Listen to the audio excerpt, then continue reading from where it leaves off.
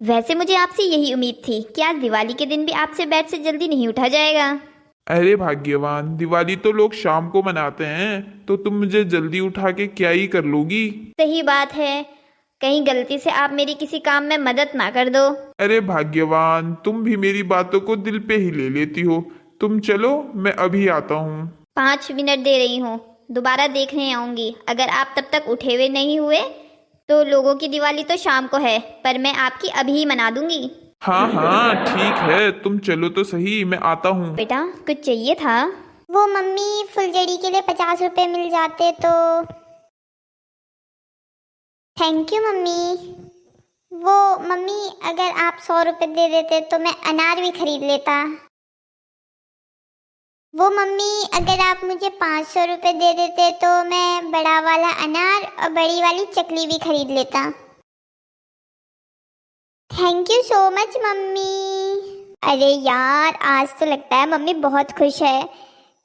बिना कुछ सवाल जवाब किए पैसे दे रही है। एक काम करता हूँ, थोड़े और पैसे ले लेता हूँ।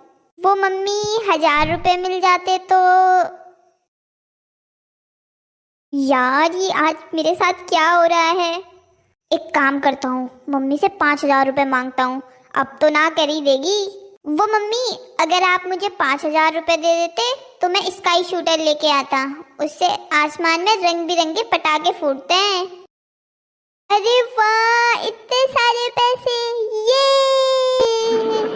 क्या हुआ भाई, इतनी जोर से क्यों चिल्ला रहे हो? कोई सपना देखा क्या? हाँ आयुष, मैंने एक बहुत अच्छा सपना देखा। कैसा सपना भाई? आयुष, मैं दिवाली के लिए मम्मी से पैसे मांग रहा था पटाखों के लिए, और मम्मी मुझसे बिना कोई सवाल जवाब किए पैसे दिए जा रही थी।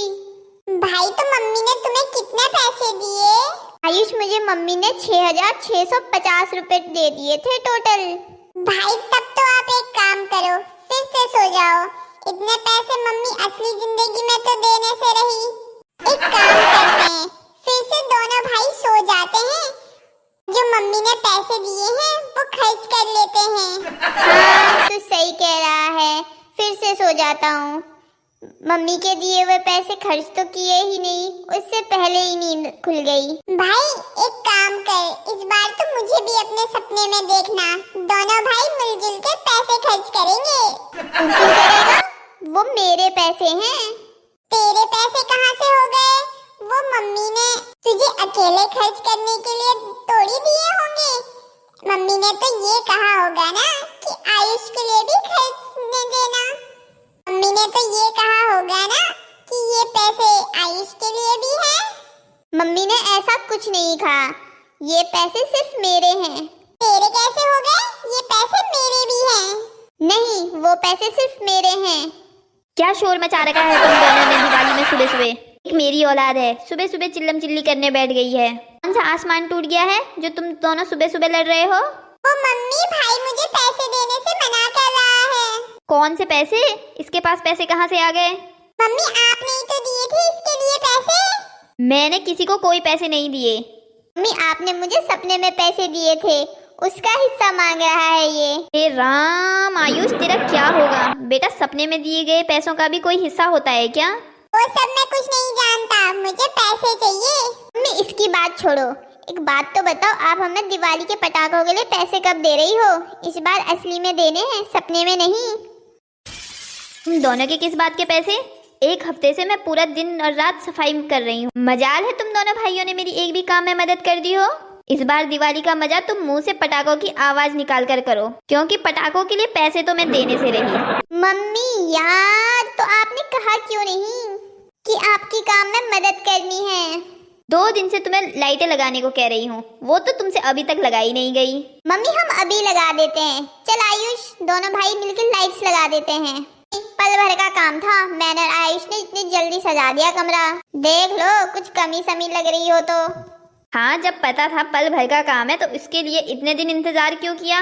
लोगों के घर में लाइट्स हफ्ते भर पहले लग गई है और हमारी आज दिवाली की सुबह लग रही है। अरे कोई बात नहीं मम्मी, लाइट लगने से मतलब है कोई 1 हफ्ते पहले लगाए या बाद में। ये तो तुमने बिल्कुल सही कहा। तब तो ये बात यहाँ पे भी लागू हो जाएगी। पटाखों की आवाज से मतलब होना चाहिए, पटाखे हम जलाएं या कोई और। मम्मी ऐसा कहीं होता है क्या? आप हमें पैसे दोगी, पैसे, हमने इतना काम किया है। अच्छा ठीक है बाबा, दे दूंगी। वैसे मम्मी ये तो बताओ आज खाने में क्या बनाया है? तुम दोनों बताओ क्या बनाऊं? मम्मी एक काम करो, छोले भटूरे बनाओ। नहीं मम्मी, पाव भाजी बनाओ। ये फरमाइश देखो दोनों लाट साहब की। पीली दाल बनी है, चुपचाप से वो खा लो। मम्मी जब हमारी मनपसंद का बनाना ही नहीं है तो पूछती क्यों हो?